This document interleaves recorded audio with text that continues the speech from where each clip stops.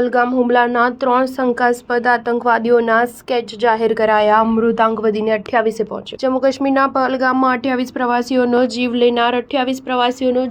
લેનાર શંકાસ્પદ આતંકવાદીઓનો પ્રથમ સ્કેચ સામે આવ્યો છે। પ્રત્યક્ષદર્શીઓના વર્ણનના આધારે સ્કેચ તૈયાર કરવામાં આવ્યા છે। આતંકવાદીઓની ઓળખ આસિફ ફૌજી, સુલેમાન શાહ અને અબુ તલ્હાના રૂપમાં કરવામાં આવી છે। કહેવામાં આવી રહ્યું છે કે પ્રવાસીઓને વીણીને ગોળીબાર કર્યા આ આતંકવાદીઓ નજીકના પહાડી જંગલમાં સંતાઈ ગયા છે।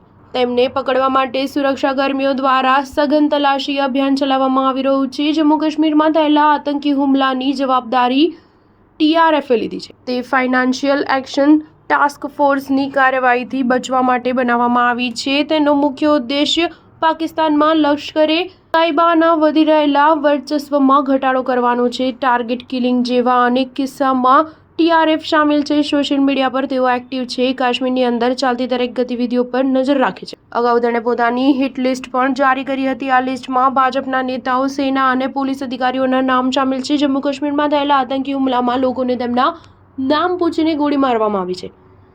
આતંકી હુમલાની જવાબદારી રેઝિસ્ટન્સ ફ્રન્ટે લીધી છે। તેનો ડેપ્યુટી ચીફ સૈફુલ્લાહ ખાલિદ આ હુમલાનો માસ્ટરમાઇન્ડ છે। તેનું કનેક્શન હાફિઝ સઈદ સાથે છે।